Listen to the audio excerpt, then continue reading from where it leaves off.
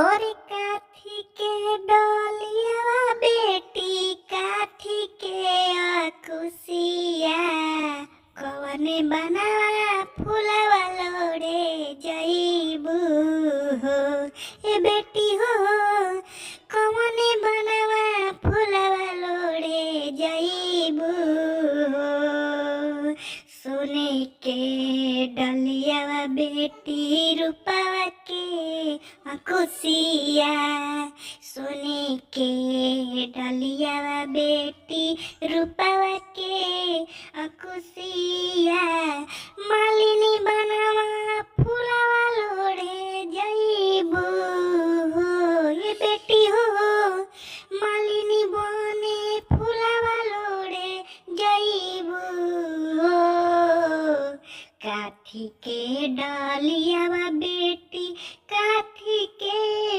खुशिया अरे कवने बनावा फूलवा लोड़े जईबू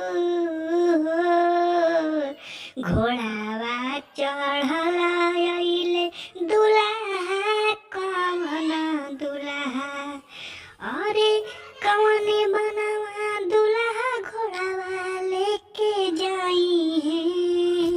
नमस्कार दोस्तों ये विदाई गीत हम लेकर आए थे जो कि बहुत ही अच्छा वीडियो विदाई गीत का बनाए थे। और ये विदाई गीत आप लोग को कैसा लगा जी? अच्छा लगा होगा तो प्लीज़ चैनल को सब्सक्राइब जरूर कर दीजिएगा भाई, और वीडियो को कर दीजिएगा लाइक, क्योंकि हम हर रोज़ वीडियो डालते हैं। धन्यवाद। जय हिंद।